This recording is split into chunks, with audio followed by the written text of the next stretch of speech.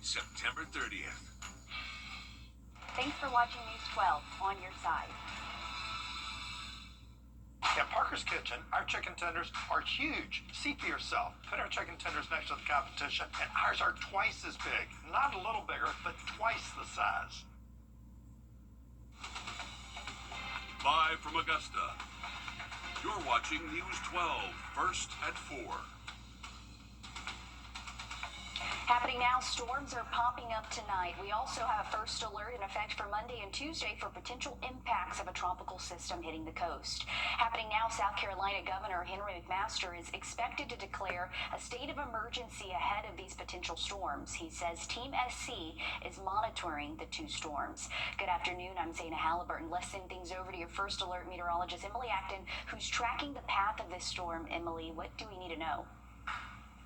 Well, we're keeping an eye on those showers and thunderstorms again as they're moving through the CSRA right now. We have a special weather statement out for a good portion of Aiken County. That kind of includes Edgefield County up into Saluda.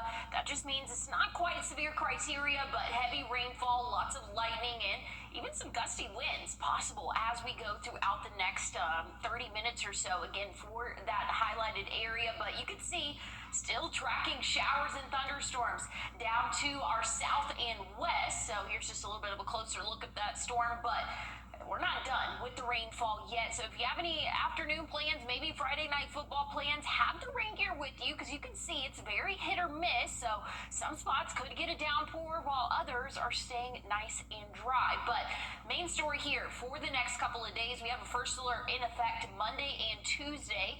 We're tracking that potential for a tropical system to impact portions of the CSRA as, again, it is expected to make landfall, but something we'll continue to keep a close eye on. I'll have more updates on that potential track coming up. And for all the latest updates on this storm and any future storm, you may want to pull out your phone and scan this code on your screen. This takes you to our First Alert weather app. From there, you can get notifications, check the radar, and look at the 7-day forecast. Again, you can take out your phone and scan this code. Breaking news first at 4. New details in the last few hours on an Edgefield County bus driver arrested during a field trip. This is a mugshot of driver Janice Waldorf, who authorities say is charged with driving under the influence and child endangerment. She remains on administrative leave from the school district. Waldorf is being held in jail with no bond. Authorities say Waldorf was driving students on I-20 back from a field trip to Eudora Farms Wildlife Park. The bus was with a group of other buses when authorities were called about Waldorf. Authorities say they attempted to stop the bus because of concerns of substance issues with the driver. The bus apparently didn't initially stop, but about 12 law enforcement vehicles pursued it until it did pull over. No one was hurt. In a letter to parents, the school district says, "We want to thank our chaperones and students for their cooperation and those who brought the issue to our attention." They say they're cooperating fully with the ongoing investigation. More breaking news today. A Columbia County man is facing 7 years in prison for sexual exploitation of children. Authorities say 27-year-old Perry Ward was found with more than 45,000 pictures and more than 4,600 videos of child sex abuse material. Ward will face 15 years of supervised release following the 7-year sentence. New today, more safety measures are soon coming to Richmond County schools. Metal detectors will be added to all high schools by the end of November. It comes after Dr. Melinda Cobb recently became the new superintendent. Previously, the district said parents are responsible for making sure their kids don't bring guns to school. It comes as the Richmond County Sheriff's Office says they're adding more security to tonight's football games.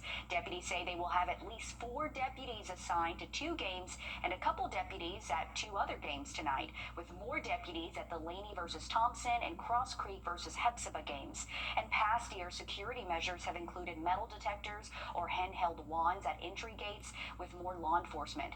As a reminder tonight, book bags are prohibited at stadiums and they will likely be screening you as you enter the gate.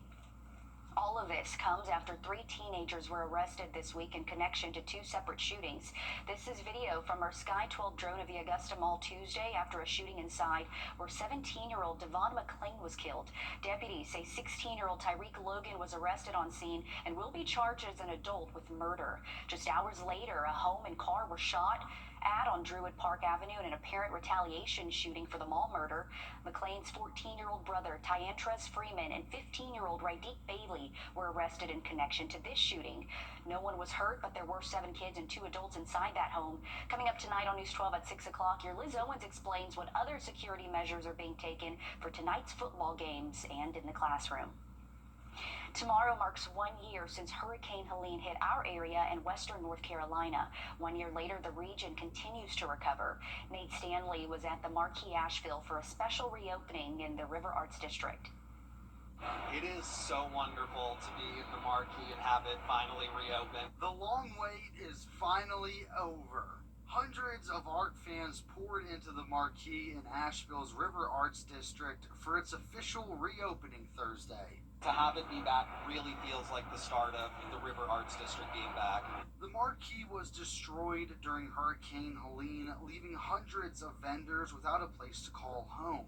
80% of the River Arts District was lost, destroying art and millions of potential dollars at the popular tourist spot. This entire building was flooded to the roof. And the Marquee is significant to this neighborhood because it houses 300 artists and antique vendors.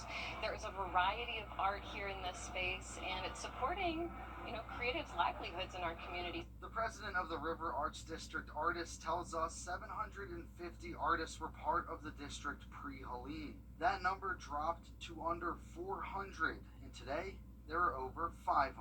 The unique sculptures, vibrant paintings, and North Carolina photography are back on display. We are the dreamers, we are the makers, we're the risk takers. It's just a monumental occasion, and not only do we talk about resilience here in the River Arts District of Asheville, we demonstrate it. It's completely obvious. A lot of businesses are bouncing back, including those in the historic Biltmore Village. They say they're eager to welcome tourists back as the busy fall season gets underway. Tomorrow, here in Augusta, the city is hosting a memorial remembering the 7 lives lost to the storm. In total, 31 people died in the CSRA as a result of Helene. The ceremony will be at 10 in the morning at Heroes Overlook at the Augusta Riverwalk.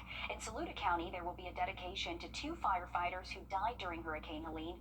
Fire Chief Jad Satcher and firefighter Landon Bodie were killed when a tree fell on their truck while responding to a call during the storm. Firefighter Walter Powell will also be recognized during the ceremony. This will be tomorrow at 5 o'clock at the Saluda County Courthouse.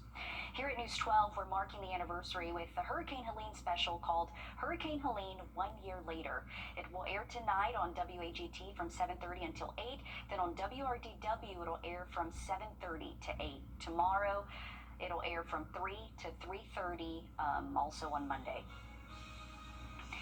Still ahead, Fort Gordon is honoring a soldier for his actions during the Battle of Somalia with a renaming ceremony. We hear from his wife as she remembers him and his bravery.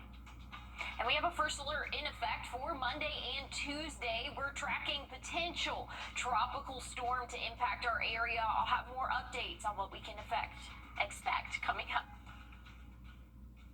Time and Temp, brought to you by your First Alert Weather Team.